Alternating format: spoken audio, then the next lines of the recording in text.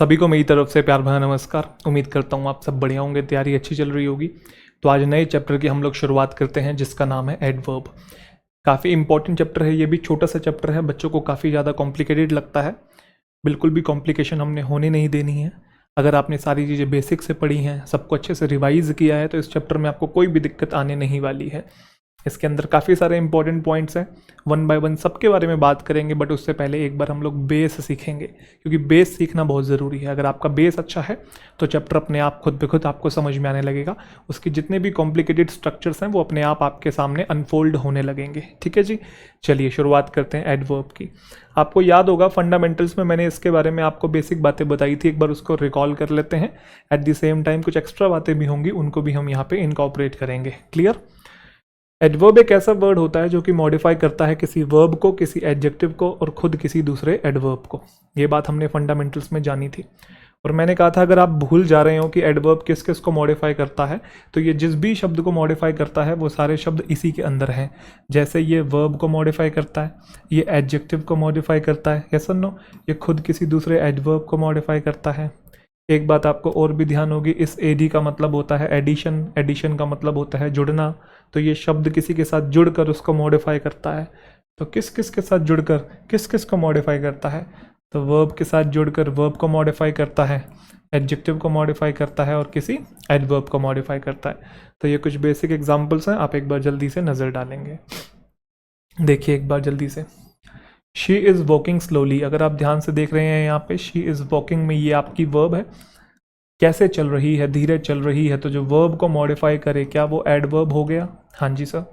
She is very beautiful, sentence में beautiful जो है वो किसको कहा जा रहा है? ब्यूटीफुल कहा जा रहा है शी को। तो शी का पार्ट्स ऑफ स्पीच क्या है बेटा? प्रोनाउन है। प्रोनाउन को जो मॉडिफाई करे वो क्या होता है? एडजेक्टिव होता है। वो कितनी सुंदर है? वो बहुत सुंदर है। तो एडजेक्टिव को भी जो मॉडिफाई कर दे वो क्या होगा जी? एडवर्ब हो जाएगा। She is walking very slowly, अगर आप ध्यान से देखेंगे इज़ वॉकिंग आपकी वर्ब है। ओके जी। कैसे चल रही है? धीरे चल रही है। तो जो वर्ब को मॉडिफाई करे क्या वो एडवर्ब होगा? हाँ जी सर। कितना धीरे चल रही है? बहुत धीरे चल रही है। किसी एडवर्ब को भी कोई शब्द जो मॉडिफाई कर दे वो भी क्या होता है? एडवर्ब।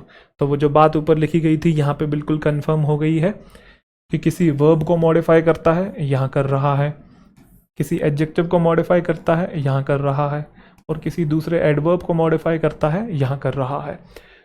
तो ये इतनी बेसिक बात है कि हमने फंडामेंटल्स में जानी भी थी और बहुत सारे बच्चों को ये बात पता भी होती है। बट इसके अलावा एक एक्स्ट्रा बात और है, आपको ये बात भी जाननी है कि एडवर्ब एक ऐसा शब्द होता है जो किसी प्रेपोजिशन को भी क्वालिफाई करता है और किसी कंजंक्शन को भी क्वालिफाई करता है।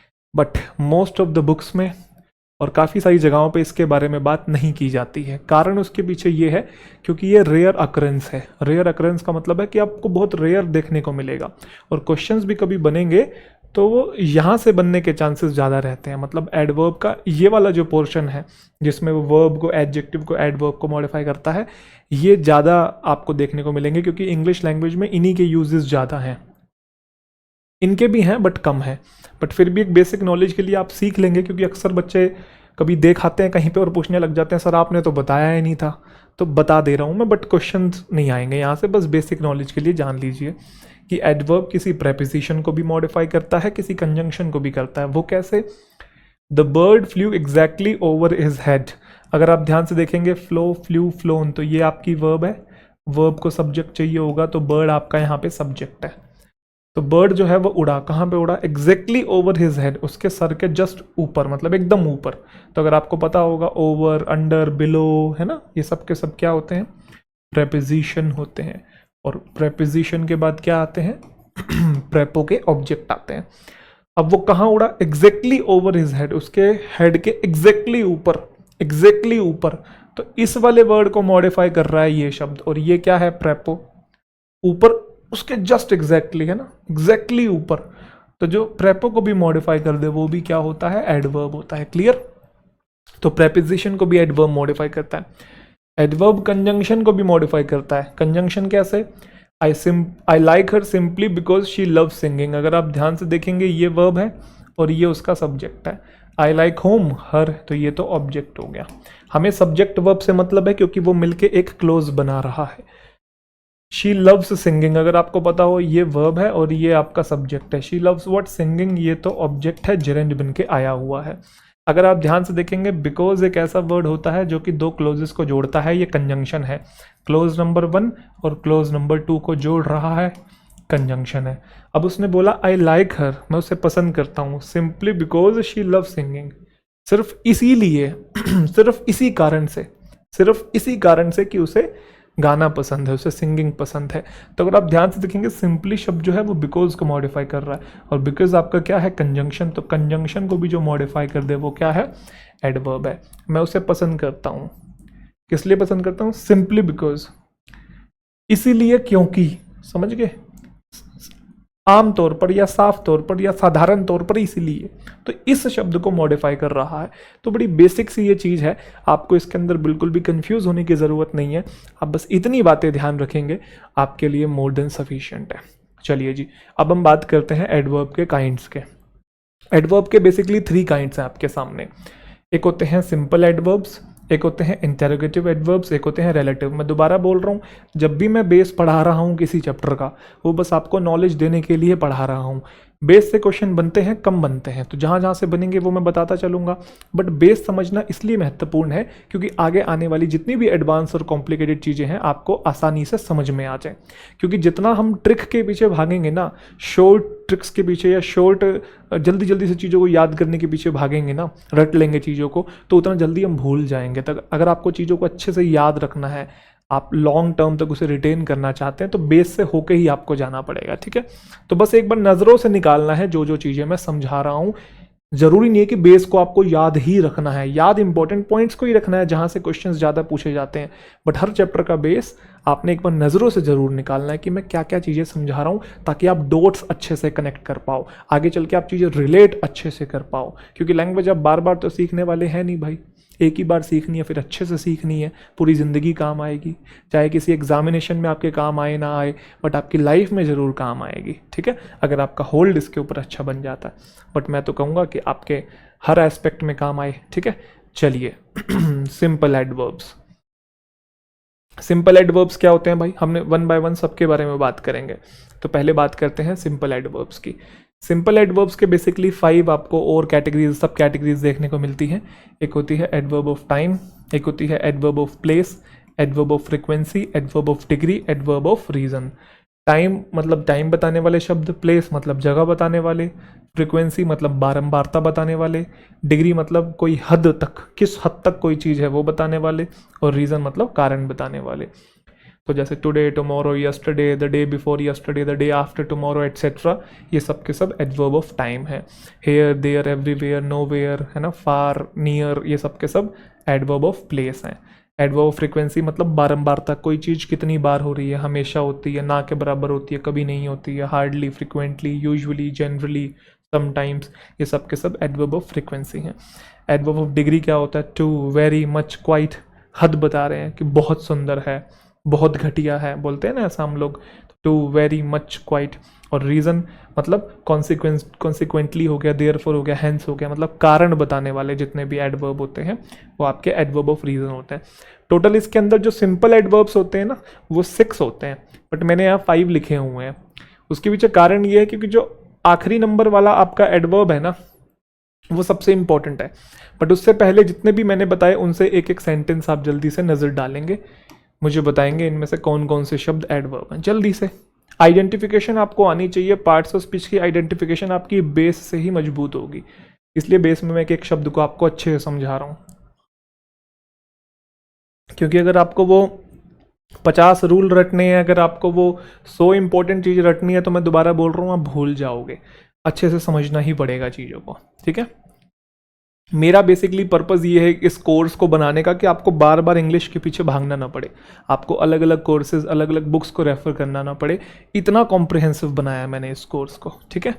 शी केम यस्टरडे, अगर आप ध्यान से देखेंगे तो केम क्या है, वर्ब है, शी उसका सब्जेक्ट है। वो कब आई, वो कल आई, वो कब आई, कल आई। वर्ब को मॉडिफाई कर रहा है, एडवर्ब तो है बट कौन सा एडवर्ब है, एडवर्ब ऑफ टाइम है।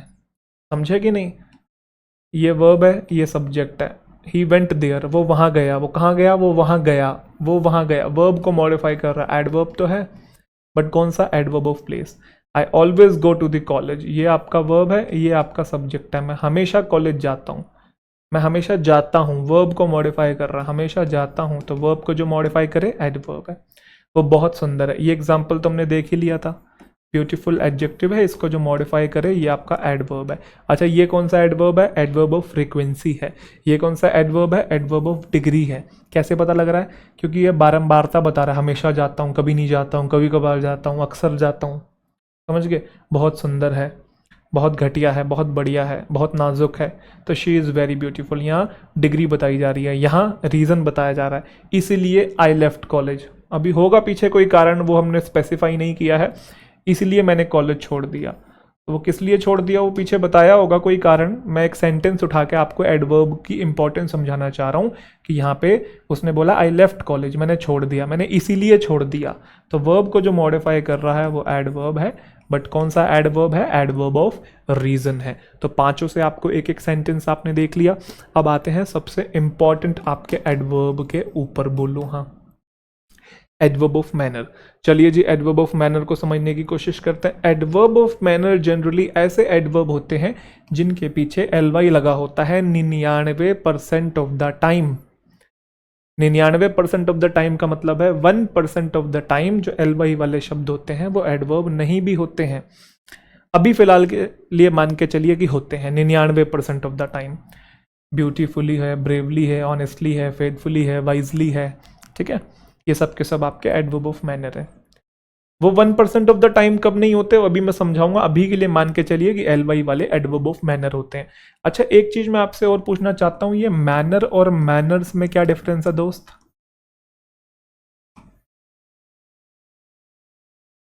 क्या डिफरेंस है? मैनर का मतलब होता है तरीका, मैनर्स का मतलब होता है सलीका, एटिकेट्स, बिहेवियर, डिस्पोजिशन। तो हम तरीका, मेथड की बात कर रहे हैं, तरीका और सलीका, ठीक है। ये तो बहनों के नाम लग रहे हैं, जुड़ा हुआ है ना, तरीका, ठीक है। एडवर्ब ऑफ मैनर, तो एडवर्ब ऑफ मैनर किसी काम के होने का तरीका बताता है, नीचे लिखा भी हुआ है। Adverb of manner shows how the action is done, कोई काम किस तरीके से हुआ, मैनर शो करना है, मेथड शो करना है। फॉर एग्जाम्पल मैंने कहा शी सिंग्स ब्यूटीफुली, अगर आप देखेंगे यहाँ पे सिंग्स आपकी वर्ब है, शी उसका सब्जेक्ट है। वो गाती है, वो कैसे गाती है? वो ब्यूटीफुली गाती है, वर्ब को मॉडिफाई कर रहा है। एडवर्ब तो है बट पता भी होना चाहिए कौन सा एडवर्ब है, क्योंकि मैंने कहा ऐसे भी क्वेश्चन आ जाते हैं जिसमें आपको वर्ड लिख के दे देगा और पूछेगा बताओ कि ये कौन सा पार्ट्स ऑफ स्पीच, और उस पार्ट्स ऑफ स्पीच में कैटेगरी भी पूछ लेगा कि एडवर्ब ऑफ मैनर है, रीजन है, टाइम है। ऐसे भी क्वेश्चंस देखने को मिल रहे हैं भाई, तो पता होना चाहिए। एग्जामिनर का कुछ नहीं पता, वो कहाँ से घुमा के पूछ ले। तो बेस इंपॉर्टेंट है, मन में बिठा लो इसे। बार बार बोल रहा हूँ, क्यों बोल रहा हूँ? क्योंकि बच्चे इग्नोर करते हैं इनको, अरे अरे ये क्या पढ़ने से कुछ आता नहीं है, main main main main main चीज़ें बताओ, मेन मेन बताओ बस। ये मेन मेन के चलते ही ये 20 साल से हम अंग्रेजी नहीं सीख पाए हैं, है ना। शी सिंग्स ब्यूटीफुली, तो वो कैसे गाती है? वो सुंदर तरीके से गाती है, तो तरीका बताया जा रहा है गाने का, एडवर्ब ऑफ मैनर है। वो लड़े, वो कैसे लड़े? वो बहादुरी से लड़े, तो वर्ब को मॉडिफाई कर रहा, एडवर्ब तो है बट एडवर्ब ऑफ मैनर है। I hope my point got clear. तो चलिए अब बात करते हैं वो 1% ऑफ द टाइम कब ly वाले जो हैं एडवर्ब नहीं होते, और अगर नहीं होते तो फिर क्या होते हैं, उनके बारे में बात करते हैं। बहुत बेसिक सी बात है, ये हम पहले कर चुके हैं, एक बार रिकॉल कर लेंगे क्योंकि मैं कुछ शब्द भी आपसे पूछने वाला हूँ, जैसा कि मैंने पहले कहा। अब अगर आपको पहचानना है कि ly वाला शब्द क्या है, तो आप एक काम करिएगा, ly उसका हटा दीजिएगा। अगर बच जाता है उसके साथ एडजेक्टिव, तो वो पूरा का पूरा जो शब्द था वो एडवर्ब था। Point number 1। अगर ly हटा देने के बाद अगर बच जाता है नाउन, तो वो जो पूरा का पूरा शब्द था वो क्या था? एडजेक्टिव। तो कहने का मतलब यहाँ पे आपको आइडेंटिफिकेशन आनी चाहिए एडजेक्टिव की और नाउन की, क्योंकि अगर आपको पता होगा कि ly हटाने पे एडजेक्टिव ही बच रहा है, ये शब्द एडजेक्टिव है, तभी तो बता पाओगे ये पूरा का पूरा शब्द एडवर्ब था। ly हटाने पे जो शब्द बच रहा है आपको पता होगा कि अगर वो नाउन है, तभी तो आप बता पाओगे ये पूरा का पूरा शब्द एडजेक्टिव था। तो नाउन और एडजेक्टिव चैप्टर आपने पढ़े हुए हैं और आपको अच्छे से पता है। एग्जाम्पल के तौर पे एक वर्ड है वाइजली, मैंने ly हटाया, बच गया वाइज, तो wise man, wise person, wise girl, wise teacher, wise student, wise says. तो वाइज क्या कर रहा है? मॉडिफाई कर रहा है, एडजेक्टिव है। वाइज, वाइजर, वाइजेस्ट, 3 डिग्री बन रही है, क्या है ये? एडजेक्टिव है। तो एडजेक्टिव प्लस ly क्या बन गया? एडवर्ब बन गया। समझे कि नहीं? जैसे फ्रेंडली था, मैंने ly हटाया, बच गया फ्रेंड। तो फ्रेंड और फ्रेंड्स प्लूरल बन सकता है। प्लूरल किसका बनता है? नाउन का बनता है, एडजेक्टिव का थोड़ी बनता है। प्लस अगर आप मेरे दोस्त हो तो आप भी मेरे फ्रेंड हो, ये मेरा दोस्त है, ये भी मेरा फ्रेंड है, वो मेरा दोस्त है, वो भी मेरा फ्रेंड है, तो फ्रेंड एक कॉमन नाउन भी हो गया। तो नाउन प्लस एल वाई क्या बन गया? एडजेक्टिव बन गया। आप समझे कि नहीं? ऐसे ही adjective plus L Y, beautiful, beautiful, more beautiful, most beautiful, आप देख लो ना कि उस शब्द की 3 डिग्री बन रही है कि नहीं बन रही है, क्या वो मॉडिफाई करने वाला वर्ड है कि नहीं है। आप ये चीज़ आइडेंटिफाई कर लीजिए। अगर ये आइडेंटिफाई हो गई है तो एल वाई लगाया, उसके साथ वो एडवर्ब बन गया। Honest boy, honest girl, honest teacher, honest person, careful man, careful girl, careful, कुछ भी, किसी भी चीज़ को आप केयरफुल बोल सकते हैं, ठीक है। तो careful, he is careful, I am careful, यहाँ पे ही और आई को मॉडिफाई कर रहा है, प्रोनाउन को जो मॉडिफाई करे वो एडजेक्टिव है। मोर केयरफुल, मोस्ट केयरफुल, तो एडजेक्टिव प्लस एल वाई ये एडवर्ब बनेगा। सिमिलरली ब्रदर नाउन है, ब्रदर्स बन सकता है, एम ए एन का प्लूरल बन सकता है, एम ई एन, तो नाउन प्लस एल वाई आपका क्या हो गया? एडजेक्टिव हो गया। अब आपके सामने कुछ वर्ड्स हैं, जल्दी से इन वर्ड्स को पकड़िए, अटैक कीजिए इनके ऊपर, मुझे बताइए, पोज कर लो वीडियो को, इनमें से कौन सा शब्द कौन सा है। इधर भी वीडियो को पोज कर लो और मुझे बताओ कौन सा शब्द कौन सा है, जल्दी से बताएंगे। बना लिया आपने? चलिए तो वन बाय वन हम लोग बनाते हैं। पहले पढ़ते हैं कावर्ड को, ठीक है। कावर्डली, तो कावर्डली में मैंने क्या किया? कावर्ड लेके आया। ये कैसी आवाज़ है? चिड़ियों की आवाज़ है। कावर्ड प्लस एल वाई, तो अगर आप नहीं जानते तो कावर्ड जो होता है वो एक नाउन होता है, ठीक है। Coward, he is a coward, he is a coward बोलते हैं ना, तो ये नाउन है। नाउन प्लस एल वाई जो हो गया वो आपका noun plus L Y adjective हो गया। क्लियर? सारे शब्द पहचानना आसान है, कावर्डली थोड़ा सा कॉम्प्लिकेटेड था क्योंकि इस पे ना क्वेश्चन भी बनता है, मैं अभी समझाऊंगा आपको, ठीक है। क्योंकि किसी बच्चे को पता ही नहीं होगा, कुछ कुछ बच्चों को कावर्ड है क्या बेसिकली, बाकी लेकिन आप बड़े आसानी से बता देंगे। Amazing plus L Y, amazing person, amazing picture, amazing class, amazing teacher, modify कर रहा है, एडजेक्टिव है। एडजेक्टिव प्लस एल वाई आपका एडवर्ब बन गया। अर्थली, अर्थ, अर्थ सन, ये नाम है ना किसी के, नाउन है अर्थली, तो noun plus L Y. Earthly मतलब जो मेटेरियलिस्टिक चीज़ों से या फिर सांसारिक चीज़ों से रिलेटेड हो, अर्थली उसको बोलते हैं। नाउन प्लस एल वाई क्या बन गया? एडजेक्टिव बन गया। आपको समझ में आ रहा है कि नहीं? एल वाई हटाओ बस। एडवर्सली, एडवर्स इंपैक्ट होता है किसी चीज़ का, बुरा प्रभाव, adverse plus L Y. Ad, A D V E R S E है ना, एस ई, ठीक है। एडवर्स, तो एडवर्स इंपैक्ट होता है, एडवर्स इफेक्ट होता है किसी चीज़ का, ये एडजेक्टिव है, ठीक है। बुरा प्रभाव जिसे बोलते हैं adjective. Adjective plus L by क्या बनता है? एडवर्ब बनता है, एडवर्सली, है ना। ये तो बनी है, इसमें भी ए डी वी है ऑलरेडी, खैर ये तो एक कोइंसिडेंस है। चलिए टॉकली, टॉकली में क्या है? Talk plus L by. Talk क्या होता है? क्या बनेगा? टॉक क्या होता है? टॉकली कुछ भी नहीं है, ये मैंने मजे लेने के लिए फिट किया था। अभी ये लाइव क्लास चल रही होती है, ऑफलाइन पढ़ा रहा होता ना, तो इसको भी बच्चे चीख चीख के, sir adjective, sir adverb, sir adverb, पक्का पक्का, एडवर्ब, एडवर्ब, ऐसे ड्रामे करने लग जाते हैं। टॉकली कुछ भी नहीं है भाई, ये वर्ब होता है, टॉक, टॉक बात करना। तो वर्ब प्लस एल वाई तो कुछ होता ही नहीं है ना भाई, ये कोई शब्द ही नहीं है एक्चुअल में। ऐसे ही गोली, तुम्हें मीठी गोली दे रहा हूँ मैं, कुछ नहीं है, गो वर्ब प्लस एल वाई है, तो ये गोली भी कुछ नहीं है, गोली, टोकली, ठीक है। चलिए स्लोली, ये है, स्लो पर्सन है, और स्लो मैन है, ठीक है। और कोई भी चीज़, मूवी स्लो है, कुछ भी कह सकते हैं हम। स्लो क्या होता है? एडजेक्टिव होता है। एडजेक्टिव प्लस एल बाई आप क्या बना रहे हैं? एडजेक्टिव प्लस एल बाई आप एडवर्ब बना रहे हैं। आप समझे कि नहीं? आप मीठी गोली के चक्कर में तो नहीं पड़ गए, टोकली टोकली तो नहीं बन गए? चलो जी। अच्छा, कावर्डली के साथ एक चीज़ और है, अभी मैं समझाता हूँ आपको, आप पहले एक बार बाकी शब्द को बताएंगे। टाइमली, तो टाइम एक नाउन होता है, टाइम नाउन होता है, नाउन प्लस एन, जैसे किसी की टाइमली डेथ हो गई है ना, तो डेथ नाउन है, नाउन को मॉडिफाई कर रहा है, टाइमली एडजेक्टिव होता है ना, ये नाउन प्लस एल वाई, ठीक है। टाइमली कोई वर्क हुआ है, तो वर्क को मॉडिफाई कर रहा है, नाउन को जो मॉडिफाई करे वो एडजेक्टिव होता है। ग्लैडली, ग्लैड एडजेक्टिव होता है, एडजेक्टिव प्लस एल वाई जो होगा वो आपका एडवर्ब हो जाएगा। ग्लैड मतलब हैप्पी होता है ना, हैप्पी, हैप्पियर, हैप्पीएस्ट, ग्लैड मतलब खुश, तो एडजेक्टिव प्लस एल वाई क्या बनता है आपका? एडवर्ब। सडनली, सडन डेथ होगी किसी की, सडन प्लान बना, तो सडन एडजेक्टिव होता है, सडन जो होता है वो एडजेक्टिव होता है, तो एडजेक्टिव के साथ एल वाई लगा रहे हैं तो बेटा एडवर्ब बनेगा। यहां तक कहानी क्लियर। ऑयली, ऑयली स्किन है किसी की, सुना होगा आपने, तो ऑयल, ऑयल तो नाउन होता है, नाउन प्लस एल वाई, तो ये एडजेक्टिव बन गया। तभी तो ऑयली शब्द एडजेक्टिव है, किसी की ऑयली स्किन है, स्किन को मॉडिफाई कर रहा है ऑयली, तो नाउन को मॉडिफाई कर रहा है एडजेक्टिव। ठीक है, बॉडीली, ये भी एडजेक्टिव ही होगा, बॉडी प्लस एल वाई होना, जैसे किसी की बॉडली नीड्स है, नीड्स को जो मॉडिफाई करे बॉडली, वो एडजेक्टिव हो गया ना। तो ऑफ कोर्स बॉडी आपका नाउन है और नाउन प्लस एल वाई क्या बनता है, एडजेक्टिव, बॉडीली। कॉस्टली, ये भी कॉस्ट आपका नाउन होता है, कितनी कॉस्ट है उसकी, और नाउन प्लस एल वाई क्या होगा, एडजेक्टिव होगा। जैसे ये जो फ़ोन है ये कॉस्टली है, क्या कॉस्टली है, फ़ोन कॉस्टली है, फ़ोन नाउन है, नाउन को जो मॉडिफाई करे वो एडजेक्टिव हो गया।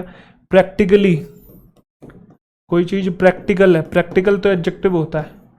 ठीक है, प्रैक्टिकल बुक है, प्रैक्टिकल क्लास है, प्रैक्टिकल प्लान है, तो ये तो मॉडिफाई करने वाला वर्ड है एडजेक्टिव, तो एडजेक्टिव में एल वाई लगाएंगे तो बेटा क्या बनेगा, एडवर्ब बनेगा। ठीक है, प्रैक्टिकली आपका एडवर्ब होता है। आई होप सभी बच्चों को ये क्लियर है।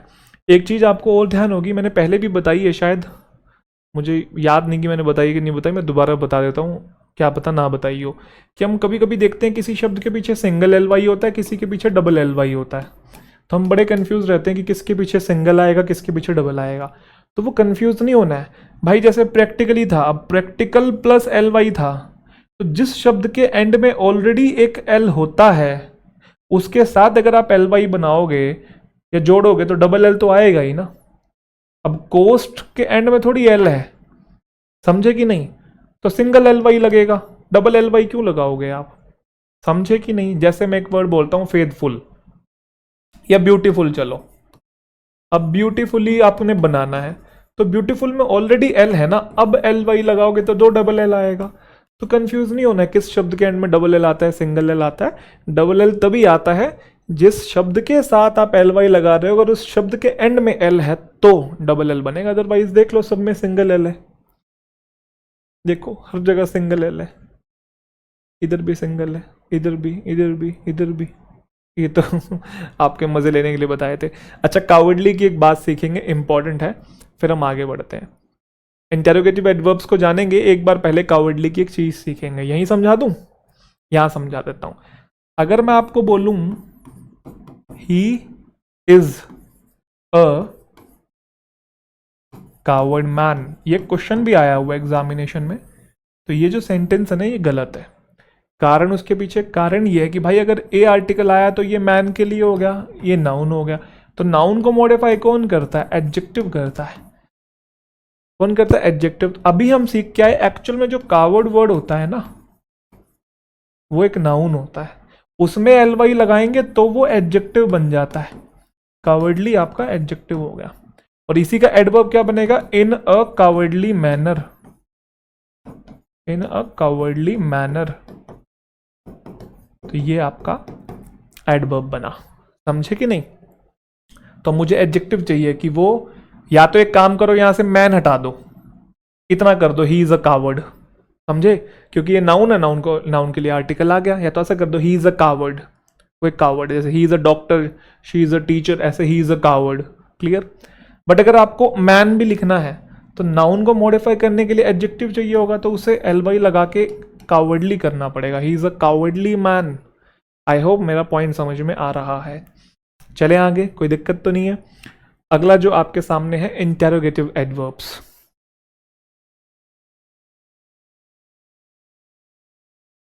अब एक छोटी सी चीज और है, आपने देखा होगा यही सारे शब्द adverb of, sorry simple adverbs में भी थे, अब यही सारे इंटेरोगेटिव एडवर्ब्स में, adverb of time, place, frequency, degree, reason और मैनर। तो सिंपल एडवर्ब में भी सेम काइंड्स थे, इंटेरोगेटिव एडवर्ब्स में भी सेम काइंड्स हैं, बस ये क्वेश्चन पूछने वाले एडवर्ब है जितने भी हैं। जैसे टाइम, मतलब व्हेन क्या करता है, टाइम ही तो पूछता है, हाउ लॉन्ग भी, कितना, तो टाइम ही तो पूछ रहा है। वेयर है, वेंस है, विदर है, ये वेंस और विदर का मतलब सेम ही होता है, वेयर ही होता है एक तरीके से। फ्रीक्वेंसी मतलब बारंबारता पूछने वाले जो क्वेश्चंस वाले जो शब्द होते हैं, हाउ ऑफन, कितनी दफ़ा, हाउ मैनी टाइम्स, कितनी बार, है ना। देखो फ्रीक्वेंसी का सेंस आ रहा है, हाउ मच, कितना, डिग्री का सेंस आ रहा है, हाउ फार, कितनी दूर, रीजन का सेंस आ रहा है वाई, मैनर का सेंस आ रहा है हाउ, कैसे हुआ, तरीका, इन व्हाट वे, किस तरीके से हुआ। तो आई होप आपको ये बात समझ में आ गई है कि ये सब के सब आपके इंटेरोगेटिव एडवर्ब्स हैं। जैसे when did she come, when did she come, तो अगर आप देखेंगे ये सब्जेक्ट है, डिड कम उसकी वर्ब है, तो वो कब आई, कब आई, वर्ब को मॉडिफाई कर रहा है, एडवर्ब है। तो कौन सा एडवर्ब है, इंटेरोगेटिव एडवर्ब है। उसमें कौन सी कैटेगरी है, एडवर्ब ऑफ टाइम है, एडवर्ब ऑफ टाइम है, इंटेरोगेटिव एडवर्ब है, उसमें एडवर्ब ऑफ टाइम है। बहुत बेसिक चीजें हैं, कंफ्यूज नहीं होना। वेयर डू दे लिव, तो ये सब्जेक्ट है, ये आपकी वर्ब बेटा, वो कहाँ रहते हैं, कहाँ रहते हैं, वर्ब को मॉडिफाई कर रहा है, एडवर्ब है। कौन सा, इंटेरोगेटिव एडवर्ब है, उसमें कौन सी कैटेगरी है, एडवर्ब ऑफ प्लेस है। ऐसे ही सारे आप देख लेंगे जल्दी से। How often do you go there, मतलब कितनी बार आप वहां जाते हैं, या कितनी दफा आप वहां जाते हैं, आप जाते भी है कि नहीं जाते। How often do you go there, verb को मॉडिफाई कर रहा है, एडवर्ब है। हाउ मच डिड यू पे, कितना पे किया, वर्ब को मॉडिफाई कर रहा है, एडवर्ब है। Why did you do this, तुम ऐसा क्यों करते हो, वर्ब को मॉडिफाई कर रहा है, एडवर्ब है। हाउ डिड शी बिहेव, उसने, how did she behave with you, उसने ऐसा कैसे बिहेव किया, हाउ डिड शी, मतलब उसने कैसा बिहेव किया आपके साथ। तो कैसा बिहेव करने की बात हो रही है, तो वर्ब को मॉडिफाई कर रहा है, तो क्या है, एडवर्ब है, कैसा बिहेव किया। ठीक है, तो आई होप आपको ये पॉइंट क्लियर हो गया। ये कौन सा है, हाउ ऑफन वाला आपका adverb of frequency. How much वाला कौन सा है, एडवर्ब ऑफ डिग्री। वाई वाला कौन सा है, एडवर्ब ऑफ रीजन। और हाउ वाला कौन सा है, सिर्फ हाउ वाला है आपका एडवर्ब ऑफ मैनर। तो आपने रटना नहीं है, क्वेश्चन में देखना है कि सेंस किसका आ रहा है। एक तो वर्ब को मॉडिफाई कर रहा है तो एडवर्ब है, किस तरीके का कॉन्टेक्स्ट लेके आ रहा है। जैसे देखो यहाँ पे व्हेन का लेके आ रहा है, तो टाइम का रेफरेंस लेके आ रहा है, वेयर जगह का रेफरेंस लेके आ रहा है, हाउ ऑफन कितनी बार, फ्रीक्वेंसी का रेफरेंस लेके आ रहा है, कितना, हद लेके आ रहा है, वाई रीजन लेके आ रहा है, हाउ कैसे, मैनर लेके आ रहा है। तो ऐसे रटो मत, समझो चीजों को। रटोगे तो कि भाई ये शब्द इसके अंदर ये होते हैं, तो कुछ कर ही नहीं पाओगे। ऐसे तो क्वेश्चन कोई पूछेगा भी नहीं, समझना है बस चीजों को। अगले होते हैं आपके रिलेटिव एडवर्ब्स। तो हमने यहाँ पे कैटेगरी देख ली थी भाई, कैटेगरी देखी थी कि नहीं देखी थी, simple adverbs, interrogative adverbs, relative. तो सिंपल और इंटेरोगेटिव के जो सब कैटेगरीज थी वो तो सेम ही थी, बस ये सिंपल तरीके से यूज होते थे और ये क्वेश्चन पूछने के सेंस में आते थे, क्योंकि इंटेरोगेटिव नाम साफ साफ दिख रहा है। अब आते हैं रिलेटिव। रिलेटिव एडवर्ब आपको ऐसा नहीं लग रहा हमने कुछ पहले कहीं पे पढ़ा है रिलेटिव से रिलेटेड, आपको ध्यान होगा कुछ रिलेटिव प्रोनाउन हमने पढ़ा था। वो भी तो क्या करता था, एक तरीके से अपने पहले आने वाले नाउन या प्रोनाउन को रिलेट करता था और दो क्लोजेस को कनेक्ट करता था। अब रिलेटिव एडवर्ब होते कौन से हैं, जो इंटरोगेटिव एडवर्ब्स हमने अभी देखे ना, इंटरोगेटिव एडवर्ब कौन से, adverb of time, adverb of place, adverb of frequency, जो इंटरोगेशन वाले थे basically, how, how often, why, how much, है ना, वेयर, वो जो इंटरोगेटिव एडवर्ब्स थे, वही सारे के सारे शब्द रिलेटिव एडवर्ब्स होते हैं। लिखा हुआ देखो ध्यान से, इंटरोगेटिव एडवर्ब्स जो हैं वो सेम है, रिलेटिव एडवर्ब ही होते हैं। मतलब यही सारे शब्द जो होते हैं ना, यही सारे शब्द रिलेटिव एडवर्ब का भी काम करते हैं। अब हम कैसे पहचानेंगे कि सेंटेंस में ये इंटेरोगेटिव एडवर्ब है कि रिलेटिव एडवर्ब है, तो वही समझा रहा हूं। इंटेरोगेटिव एडवर्ब्स ही रिलेटिव एडवर्ब्स होते हैं, but rather than asking questions, but question पूछने की बजाय ये दो सेंटेंसेस को कनेक्ट करते हैं। शब्द सेम ही है, इस कैटेगरी में भी सेम है, इंटेरोगेटिव एडवर्ब्स में भी और रिलेटिव एडवर्ब्स में भी, बट इंटेरोगेटिव एडवर्ब्स में वही सारे सेम शब्द क्वेश्चन पूछने का काम कर रहे होंगे, बट रिलेटिव में वही सारे शब्द जोड़ने का काम कर रहे होंगे या रिलेट करने का काम कर रहे होंगे। जैसे this is the time when she comes, ये वो समय है जब वो आती है। तो अगर आप ध्यान से देख रहे हैं यहाँ पे व्हेन क्वेश्चन नहीं पूछ रहा कि व्हेन डिड यू कम, कि तुम कब आए, यहाँ तो क्वेश्चन पूछ रहा है, यहाँ इंटेरोगेटिव एडवर्ब है। बट यहाँ पे देखेंगे ये सब्जेक्ट है, ये वर्ब है, ये सब्जेक्ट है, ये वर्ब है, तो दो क्लोजेस या दो सेंटेंसेस को जोड़े। ये रिलेटिव प्रोनाउन नहीं है, क्योंकि रिलेटिव प्रोनाउन तो हु, याद है, हुम, हुज उसकी कैटेगरी होती थी, विच, ऑफ विच, दैट, व्हाट, वो होते थे रिलेटिव प्रोनाउन। तो ये रिलेटिव प्रोनाउन नहीं है, ये रिलेटिव एडवर्ब है। क्लियर, क्योंकि एक तरीके से टाइम को रिलेट कर रहे हैं यहाँ पे। This is the time when she comes, यही वो वक्त है, this is the time when she comes, जब वो आती है। तो रिलेट करने का काम कर रहे हैं, तो इसलिए इनको रिलेटिव बोला। एडवर्ब क्यों बोला, क्योंकि ये वर्ब को मॉडिफाई कर रहे हैं। जब वो आती है वर्ब को मॉडिफाई कर रहा है तो एडवर्ब है, इसलिए इनका नाम रिलेटिव एडवर्ब है। Do you know the place where she lives? क्या तुम वो जगह जानते हो जहां वो रहती है? जहां वो रहती, देखो इसको रिलेट कर रहा है, सॉरी इसको रिलेट कर रहा है। वो जगह जानते हो जहां वो रहती है, तो अगर रिलेट कर रहा है इसे एक तरीके से, तो इसलिए इसका नाम रिलेटिव तो पड़ेगा। एडवर्ब क्यों है? जहां वो रहती है, वर्ब को मॉडिफाई कर रहा है, एडवर्ब है। तो रिलेट कर रहा है इसलिए रिलेटिव है, वर्ब को मॉडिफाई कर रहा है इसलिए एडवर्ब है। तो पूरा नाम क्या पड़ गया? Relative adverb. अच्छा, रिलेटिव प्रोनाउन इससे कैसे डिफरेंट है?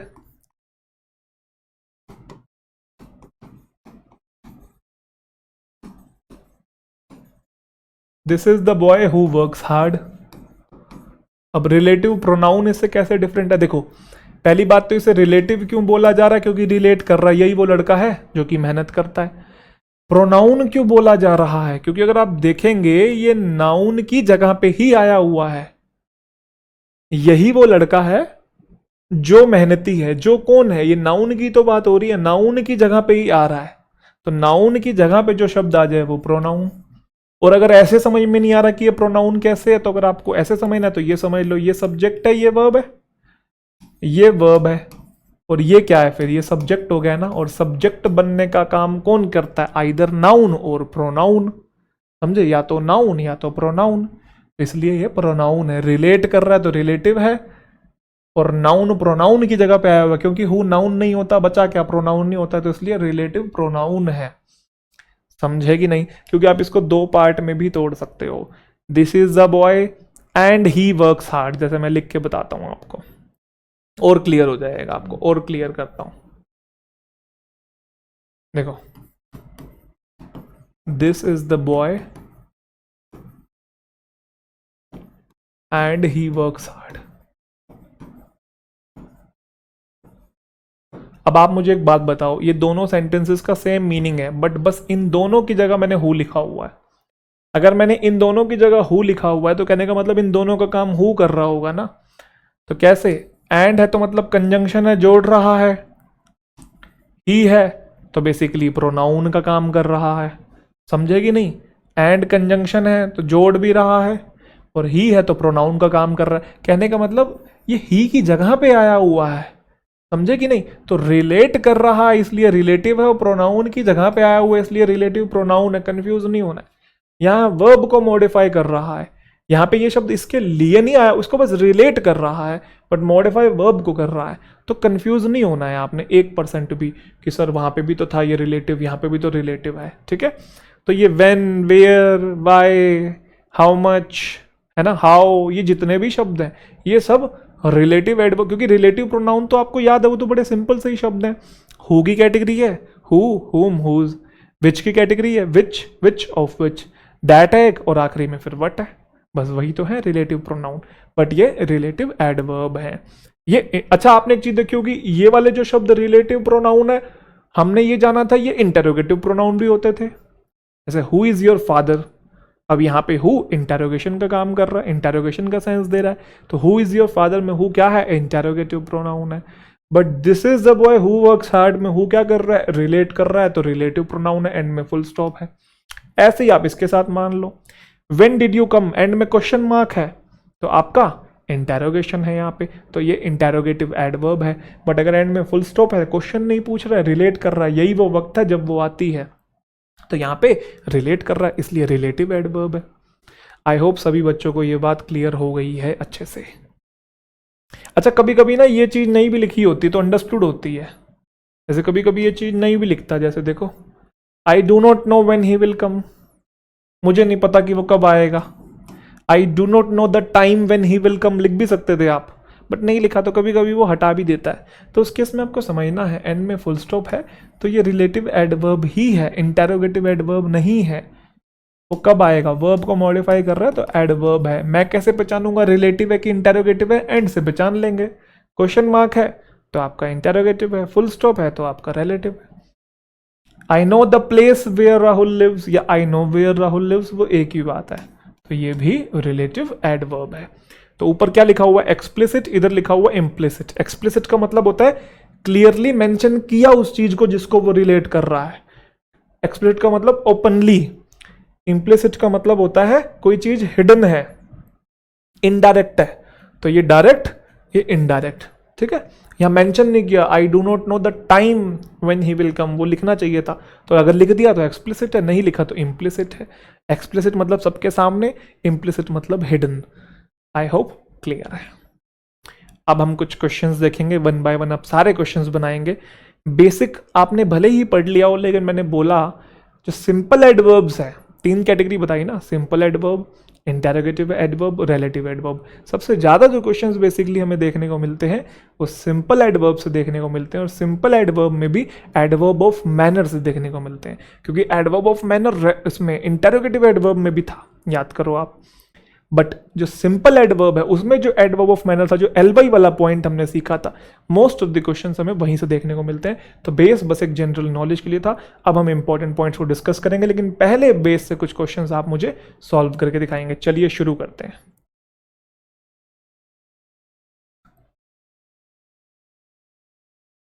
बताओ भाई। She answered the police officers questions truthful. उसने कैसे आंसर किया? पुलिस ऑफिसर के क्वेश्चंस को ट्रुथफुली आंसर किया। वर्ब को मॉडिफाई कर रहा है, एडवर्ब होगा।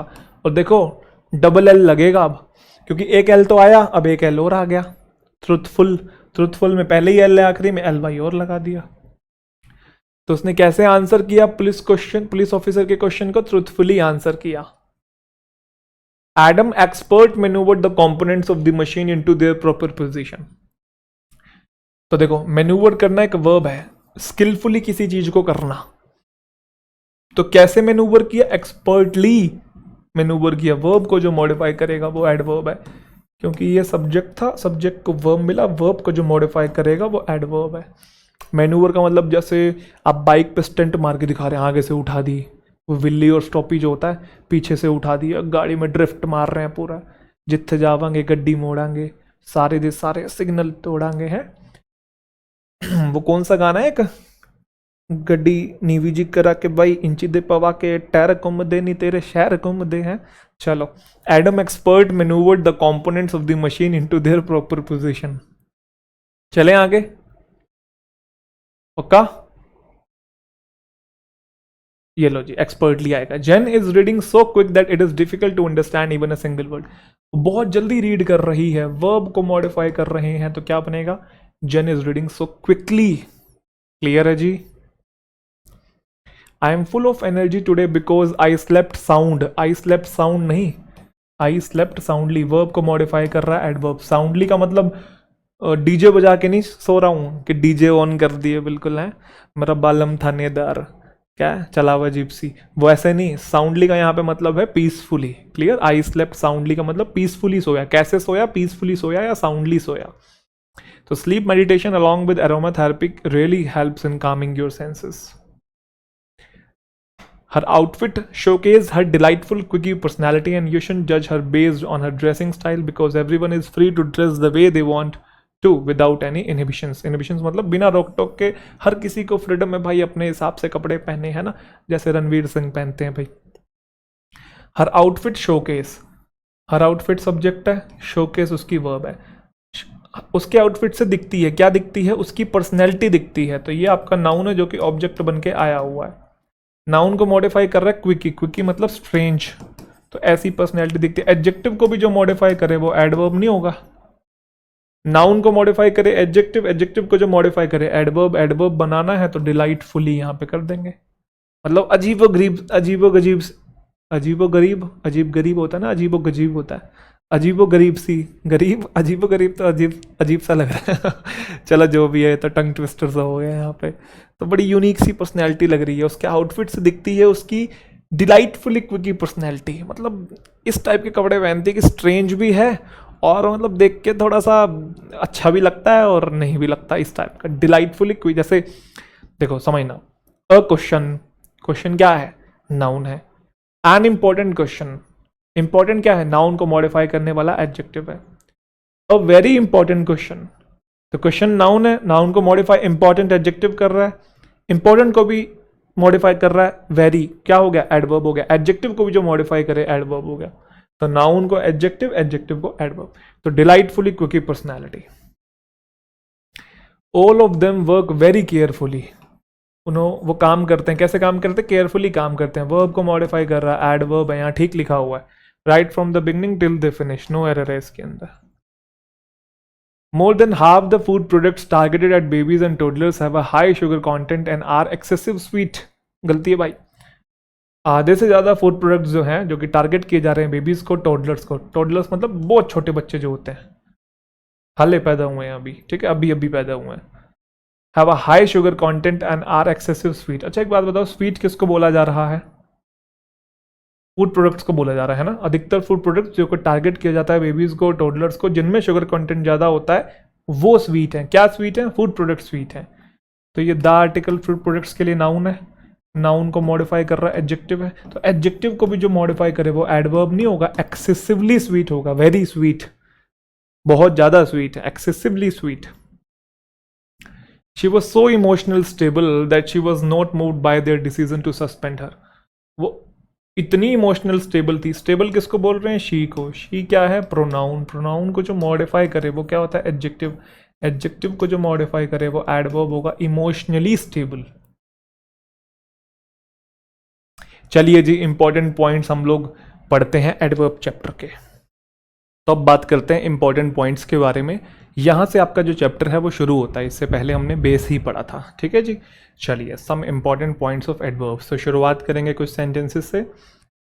आप एक बार जल्दी से नज़र डालेंगे इनके ऊपर, मुझे बताएंगे इन पर्टिकुलर सेंटेंसेस के अंदर किसी भी तरीके की कोई मिस्टेक है कि नहीं। अगर है तो बताइए, वीडियो को पॉज कर लीजिए, नहीं है तो हम लोग आगे चलते हैं, सीखते हैं, ठीक है जी। तो वैसे मैं आपकी नॉलेज के लिए बताना चाहता हूँ कि जो पहला सेंटेंस है वो गलत है, दूसरा भी गलत है, तीसरा सही है, चौथा सही है, पांचवा सही है और छठा ये भी सही है। अब हो सकता है आपको पहले दो सही लग रहे हो, बाकी गलत लग रहे हो, है ना, जबकि पहले दो गलत हैं, बाकी सारे सही हैं। चलिए, तो इन बातों को सीखने के लिए हमें डिफरेंस सीखना है टू और वेरी के बीच में। ये पीला पीला हो गया क्या? कोई बात नहीं, नीला कर लेते हैं। टू और वेरी के बीच में। तो सबसे पहले हम लोग टू की बात करेंगे। टू का जो एक्चुअल मीनिंग होता है वो है मोर देन रिक्वायर्ड। हिंदी में कहें तो आवश्यकता से अधिक, मोर देन रिक्वायर्ड मतलब जितना होना चाहिए उससे ज़्यादा, ज़रूरत से ही ज़्यादा। टू की सबसे खास बात यह है कि जो टू है वो गुड क्वालिटी के साथ यूज़ नहीं होता है। टू जो है वो हमेशा बैड क्वालिटी के साथ ही यूज़ होता है। अब आप पूछेंगे ऐसा क्यों? उसके पीछे कारण ये है, अगर आप कह देंगे यू आर टू हैप्पी, है ना, या I am too happy. Too happy का मतलब है कि आवश्यकता से अधिक हैप्पी है, इतना हैप्पी नहीं होना चाहिए इंसान को, तो बहुत ज़्यादा हैप्पी हो रहा है तो थोड़ा कम हैप्पी हो। ये क्या बात बनी भाई? बट अगर मैं बोलूँ यू आर टू डल, डल हो भाई, इतना डल नहीं होना चाहिए, तुम तो आवश्यकता से अधिक ही डल हो, थोड़ा सा यार अपने आप को इम्प्रूव करो यार, है। तो पॉइंट आप समझ पा रहे हैं कि बुरी क्वालिटी के साथ तो यूज़ हो सकता है, अच्छी क्वालिटी के साथ नहीं। जैसे मैं किसी को बोल रहा हूँ यू आर टू स्ट्रॉन्ग, तुम बहुत स्ट्रॉन्ग हो भाई, आवश्यकता से ज़्यादा ही स्ट्रॉन्ग हो, इतना स्ट्रॉन्ग नहीं होना चाहिए इंसान को, थोड़ा कम स्ट्रॉन्ग बन, थोड़ा वीक बन, क्या बात बनी। बट अगर मैं कहूँ यू आर टू वीक, बहुत वीक हो यार, इतना वीक नहीं होना चाहिए, थोड़ा तंदुरुस्त बन, थोड़ा स्ट्रॉन्ग बन, रोबस्ट बन, ये सुन ना, रोबोट नहीं, रोबस्ट। रोबस्ट का मतलब भी स्ट्रॉन्ग होता है, स्टडी। तो आपको मेरा पॉइंट समझ में आया कि नहीं आया? टू जो है बुरी क्वालिटी के साथ, बैड क्वालिटी के साथ यूज़ होता है, गुड क्वालिटी के साथ नहीं होता है। Too happy, too healthy, too glad, too strong, ऐसा कोई टर्म नहीं होता है। Too dull, too difficult, too careless, too weak, ये सारे टर्म्स आपको देखने को मिलेंगे, वो सारे सही हैं। बट टू के साथ अच्छी और बुरी दोनों क्वालिटी का यूज़ होता है एक स्ट्रक्चर के अंदर। जब टू के आगे ये कॉन्टिन्यू हो, टू प्लस V1 या टू बी प्लस V3, सुना है आपने? बहुत बार टू के साथ ये टू प्लस V1 और टू बी प्लस V3 आगे कॉन्टिन्यू होता है। और जब टू के साथ टू प्लस V1 आता है तो उसका शाब्दिक में हिंदी मीनिंग होता है, शाब्दिक मीनिंग इतना की, या फिर चाहे ये आ जाए टू बी प्लस V3। ये दोनों सेम स्ट्रक्चर हैं वैसे तो, आप कंफ्यूज मत होइएगा, पहले वाला एक्टिव है, दूसरे वाला पैसिव है, बस और कुछ भी नहीं है, ठीक है। एक्टिव पैसिव की ज़्यादा जानकारी आपको है नहीं, तो वो जब आप वॉइस पढ़ेंगे तो आपको क्लियर हो जाएगा। तो जब टू के साथ इन दोनों में से कुछ भी आ जाए, टू प्लस V1 या टू बी प्लस V3 आ जाए, तो उसका हिंदी में मीनिंग होता है इतना की, और ये स्ट्रक्चर नेगेटिव टोन देता है, ये काफ़ी इंपॉर्टेंट बात है। ऐसे स्ट्रक्चर के अंदर आप टू के तुरंत बाद अच्छी क्वालिटी और बुरी क्वालिटी दोनों का यूज़ कर सकते हैं। In this structure we can use both good and bad qualities with too. जैसे आप एक देखिए यहाँ पे, too weak, too dull, too lazy, too good, too beautiful. पहले 3 में नेगेटिव क्वालिटीज़ हैं, आखिरी के 2 में पॉजिटिव क्वालिटी हैं, मतलब गुड क्वालिटीज़ हैं। अब उससे कुछ फ़र्क नहीं पड़ रहा। आप ये देखिए कि आगे देखो 2+v1 कॉन्टिन्यू है, 2+v1 कॉन्टिन्यू है, 2+v1, 2+v1, ये भी 2+v1 है, ये 2b+v3 नहीं है, ये 2+v1 है, b was been है ना, यहाँ पे ये v1 है, यहाँ पे ये 2b आगे v3 है, ठीक है। तो अब इसका मीनिंग क्या है? The old man is too weak to walk, वो ओल्ड मैन इतना वीक है कि चल भी नहीं सकता। इतना की और नेगेटिव टोन है, देखो यहाँ पे नोट लिखा नहीं हुआ है, फिर भी देखो नेगेटिव सेंस आ रहा है कि वो इतना वीक है कि चल भी नहीं सकता, वो इतनी डल है कि इतना डल है लर्न नहीं कर सकता, इतना लेजी है क्लीन नहीं कर सकता। ये न्यूज़ इतनी अच्छी है सच नहीं हो सकती। इसका क्या मतलब है? बहुत सारे टीवी चैनल पे आप इस तरीके की न्यूज़ नहीं देखते, ये जा रही हैं स्वर्ग की सीढ़ियाँ, है ना, ये है स्वर्ग का द्वार। तो अब स्वर्ग की सीढ़ियाँ कहाँ, असली में थोड़ी होती है, टीआरपी बढ़ाने के लिए देख रहे हैं भाई, लोग भी देख रहे हैं, टीआरपी बढ़ रही है इससे, ठीक है। तो जो समझदार नहीं है इतने, वो तो फंस जाते हैं इन चक्रों के अंदर। क्लियर? तो आपको मेरा पॉइंट समझ में आया? तो this news is too good to be true, इतनी बढ़िया है, इतनी अच्छे से दिखा रखी है, इतनी परफेक्ट है कि सच नहीं हो सकती है। Clear? She is too beautiful to be rejected, too beautiful to be rejected. अब देखो अगर इतना लिखा होता तो सेंटेंस रॉन्ग होता, क्योंकि टू के साथ गुड क्वालिटी नहीं आती है। सिमिलरली यहाँ पे भी टू गुड होता तो गलत होता, बट आगे टू के साथ 2+v1 भी कॉन्टिन्यू है। समझ पा रहे हैं कि नहीं? तो उसने बोला शी इज़ टू ब्यूटीफुल, तो ये तो गलत है, but she is too beautiful to be rejected by any young man, इतनी सुंदर है कि कोई रिजेक्ट नहीं कर सकता। इतना और की का सेंस आ रहा है। ऐसे केसेस में टू के साथ चाहे आप गुड क्वालिटी लगाओ चाहे आप बैड क्वालिटी लगाओ, डजंट मेक एनी डिफरेंस, दोनों आते हैं। बहुत इंपॉर्टेंट पॉइंट है, ध्यान रखिएगा। अगला है वेरी। वेरी का मतलब होता है अत्यधिक, इन अ ग्रेट डिग्री, अत्यधिक। वेरी का यूज़ दोनों क्वालिटीज़ के साथ होता है, गुड क्वालिटी के साथ भी और बैड क्वालिटी के साथ भी। जैसे वेरी गुड भी होता है, very bad, very active, very dull, very easy, very difficult, किसी भी केस में हम लोग यूज़ कर सकते हैं। तो आई होप आप सबको ये पॉइंट समझ में आ गया। एक छोटा सा पॉइंट आपको और जानना है कि ये जो 2 के साथ 2+v1 आता है या 2b+v3 आता है, जिसका मतलब होता है इतना की, है ना, इसी सेम बात को कन्वे करने के लिए आप सो और दैट का यूज़ भी कर सकते हैं। सो और दैट का मतलब भी इतना की होता है। जैसे she is too beautiful to be rejected, वो इतनी सुंदर है कि कोई रिजेक्ट नहीं कर सकता। She is so beautiful that she can not be rejected. समझ रहे हो? तो जिस बात को आप इससे कन्वे कर रहे हो उसी सेम बात को आप सो और दैट से भी कन्वे कर सकते हो। ओल्ड मैन इतना वीक है कि चल भी नहीं सकता, the old man is so weak that he can not walk. आप समझ गए? तो 2 के साथ तो 2+v1 या ये होगा, अगर सो है तो आगे फिर दैट का आप लोग यूज करेंगे। एक बार उन्हीं सेंटेंसेस को देखना जो शुरू में थे, मुझे बताओगे अब पहले 4 सेंटेंस में से कौन सा सही है कौन सा गलत है। चलो, I am too glad, too के साथ गुड क्वालिटी है, गुड क्वालिटी नहीं आता है तो क्या बोलेंगे हम यहाँ पे? I am very glad. This news is too good, फिर टू के साथ अच्छी बात हो रखी है, नहीं होता है, यहाँ पे क्या बोलेंगे? क्योंकि वेरी तो किसी के साथ भी यूज़ होता है ना। This news is very good. The team is too weak, ये सही है। टू के साथ नेगेटिव क्वालिटी का हम लोग यूज़ कर सकते हैं, तो ये सही है। अब देखो टू ब्यूटीफुल तो गलत होता, बट आगे बोला too beautiful to be rejected, कहने का मतलब इस केस में टू के साथ कैसी भी क्वालिटी का हम यूज़ कर सकते हैं, तो ये भी सही है। अब आते हैं इन 2 सेंटेंसेस के ऊपर। अब इन चारों को तो हमने सीख लिया टू और वेरी से, बट इन दोनों को हम सीखेंगे वेरी और मच से। तो अगला ही पॉइंट हमारा ये है, वेरी और मच में क्या डिफरेंस है। अभी हमने टू और वेरी में सीखा, अब हम सीखेंगे वेरी और मच में क्या डिफरेंस है। तो यहाँ पे एक इंटरेस्टिंग बात यह है कि जो मीनिंग वेरी का होता है ना, वही मीनिंग मच का होता है। और वेरी का मीनिंग हम लोग जानते ही हैं, अभी हम लोग सीख के आए। वेरी का मतलब होता है इन अ ग्रेट डिग्री, और ये अच्छी और बुरी दोनों क्वालिटी के साथ यूज़ होता है। तो मैंने कहा वेरी और मच दोनों का मीनिंग सेम है, तो फिर मच का यूज़ भी अच्छी और बुरी दोनों क्वालिटी के साथ यूज़ होता होगा, इसका मतलब भी अत्यधिक होता होगा। अब दोनों का मीनिंग सेम हो गया, वेरी का मतलब भी यही है, मच का मतलब भी यही है। ये भी अच्छी बुरी दोनों क्वालिटी के साथ आता है, मच भी अच्छी बुरी दोनों क्वालिटी के साथ आता है। तो फिर मैं डिफ्रेंशिएट कैसे करूँगा, पहचानूंगा कैसे, कहाँ वेरी कहाँ मच, दोनों का मीनिंग तो सेम है। तो ध्यान रखिएगा, इन दोनों में डिफ्रेंशिएट हम लोग क्वालिटी के बेसिस पे नहीं करते हैं, बट डिग्री के बेसिस पे करते हैं। मैं रिपीट कर रहा हूँ, इन दोनों में डिफ्रेंशिएट हम लोग क्वालिटी के बेसिस पे नहीं करते हैं, हम लोग डिग्री के बेसिस पे करते हैं। डिग्री के बेसिस का मतलब जो वेरी है वो चाहे अच्छा गुण हो बुरा गुण हो, उससे फर्क नहीं पड़ता, बट वो पॉजिटिव डिग्री में होना चाहिए। डिग्री समझते हैं ना, एडजेक्टिव में पढ़ी थी, good, better, best, positive degree, comparative degree, superlative degree. और जो मच होता है, चाहे वो अच्छी क्वालिटी के साथ आए चाहे बुरी क्वालिटी के साथ आए, doesn't make any difference, but वो कंपैरेटिव डिग्री में होना चाहिए। समझे कि नहीं? जैसे मैंने कहा वेरी गुड, मैं ऐसा भी बोल सकता हूँ वेरी बैड। अच्छा गुण भी है, बुरा गुण भी है, बट अगर इसी का मैं कंपैरेटिव बना दूं, क्या होता है? बेटर। और बैड का कंपैरेटिव क्या होता है? वर्स। आप समझे कि नहीं? तो आप मच बेटर भी बोल सकते हो, मच वर्स भी बोल सकते हो। तो यहाँ गुणों के बेसिस पे डिफाइन नहीं कर रहे हो आप, डिग्री के बेसिस पे कर रहे हो, क्योंकि ये भी अच्छे गुण बुरे गुण, गुड क्वालिटी बैड क्वालिटी, ये भी गुड क्वालिटी बैड क्वालिटी किसी के साथ भी आ सकता है। तो उसमें तो हम डिफ्रेंशिएट कर ही नहीं पाएंगे, इसलिए हम डिग्रीज के बेसिस पे कर रहे हैं। ये बच्चों को बहुत कन्फ्यूजन रहती है, तो ध्यान से शब्दों के चुनाव पर जाइएगा मैं बोल क्या रहा हूँ, ठीक है? क्योंकि ये पॉजिटिव क्वालिटी नहीं है, पॉजिटिव डिग्री लिखा हुआ है। बच्चे कन्फ्यूज हो जाते हैं इन चीज़ों को, ठीक है? वेरी वाइज, तो वाइजर हो गया तो मच वाइजर। अब देखो ब्यूटीफुल है, कंपैरेट पॉजिटिव डिग्री है ये, तो वेरी ब्यूटीफुल। अब इसकी कंपैरेटिव डिग्री क्या बनती है? ब्यूटीफुल एक ऐसा वर्ड है ना जिसको बोलते समय बीच में पोज आता है, तो क्या बनती है? More beautiful. इसमें ब्यूटीफुलर थोड़ी बनती है। तो जब ये कंपैरेटिव डिग्री, ये कंपैरेटिव डिग्री, तो ये भी तो कंपैरेटिव है। जब ऊपर वाले के पहले मच है तो नीचे वाले के पहले भी तो मच होगा। तो बच्चे ये मच मोर को देख के एक साथ कंफ्यूज आते हैं, ये दोनों कैसे आगे?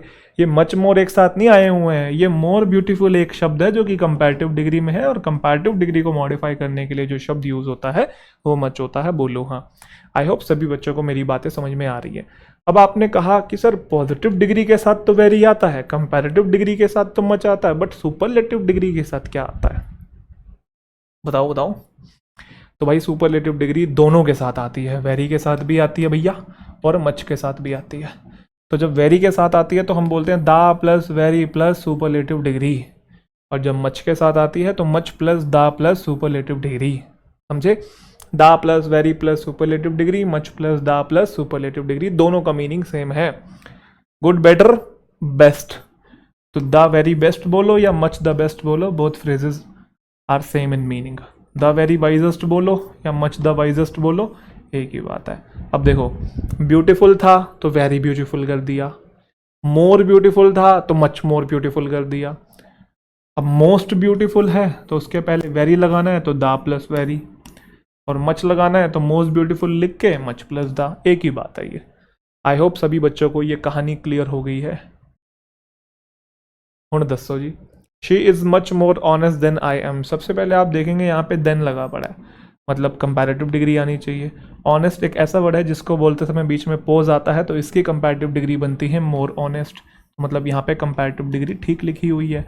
कंपैरिजन भी दो का हो रहा है, शी का और आई का, सब्जेक्ट का सब्जेक्ट से हो रहा है। आगे एम जो है अंडरस्टूड होता है, आई के आगे लिखा नहीं हुआ है, आप जानते हैं। अब कंपैरेटिव डिग्री को मॉडिफाई करने के लिए क्या मच आता है? बिल्कुल सही भाई, तो मतलब ये ठीक लिखा हुआ है, तभी ये सेंटेंस ठीक था। Similarly she is much the most diligent girl in the class. Class में सबसे मेहनती लड़की है। तो डिलीजेंट एक ऐसा वर्ड है जिसको बोलते समय बीच में पोज आता है, तो इसका सुपरलेटिव डिग्री बनता है डिलीजेंट, मोर डिलीजेंट, मोस्ट डिलीजेंट। तो मतलब सुपरलेटिव डिग्री एकदम ठीक लिखा हुआ है।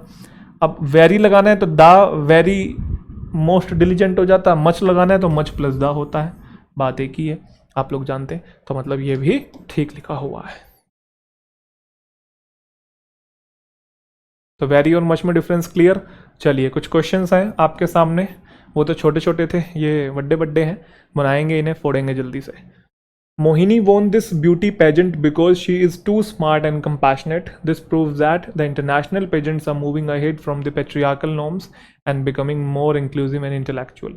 तो मोहिनी ने जीता ये ब्यूटी पेजेंट। ब्यूटी पेजेंट मतलब ब्यूटी कंपटीशन जो हो गया, ठीक है, वो इंडियाज बेस्ट मॉडल टाइप नहीं होते जो, वो तो ब्यूटी पेजेंट बेसिकली जीत लिया क्योंकि वो टू स्मार्ट और कंपैशनेट है। टू का यूज़ अच्छी क्वालिटीज़ के साथ कैसे हो सकता है?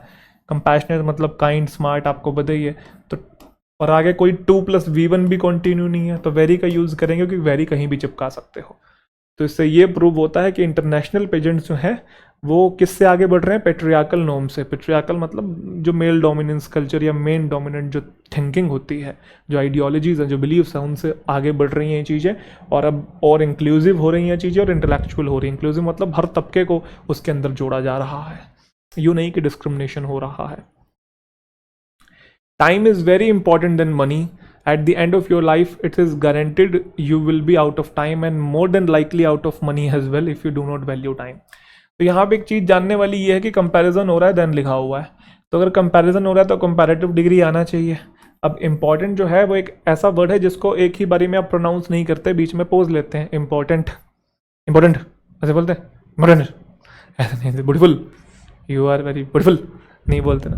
तो you are important, this is important, important, ठीक है. इम्पोर्टेंट नहीं, इम्पोर्टेंट तो नपुंसक होता है, वो अलग चीज़ है. इम्पोर्टेंट, ठीक है. कभी एक फ्लो के चक्कर में कोई शब्द ही बदल दो, इम्पोर्टेंट को इम्पोर्टेंट कर रहे हो, वो अलग होता है. इम्पोर्टेंट. पोटेंट पोटेंशियल से रिलेटेड है. एम एक नेगेटिव वर्ड है जिसमें पोटेंशियल ना हो, नपुंसक हो, ठीक है. Time is very important than money. तो देन के पहले कंपैरेटिव डिग्री चाहिए. इंपॉर्टेंट की कंपैरेटिव डिग्री क्या बनती है? More important. तो पहले तो ये करना पड़ेगा. अब मोर इंपॉर्टेंट एक कंपैरेटिव डिग्री है, उसको मॉडिफाई कौन करता है? वेरी थोड़ी करता है, मच करता है. तो क्या बनेगा? Time is much more important than money. अब आप कंपैरेटिव डिग्री को मॉडिफाई करने वाला शब्द लिखो ना लिखो उससे कुछ फर्क नहीं पड़ता, बट देन के पहले कंपैरेटिव डिग्री तो होना चाहिए ना, मोर इंपॉर्टेंट तो होना ही चाहिए, ये तो मैंडेटरी है.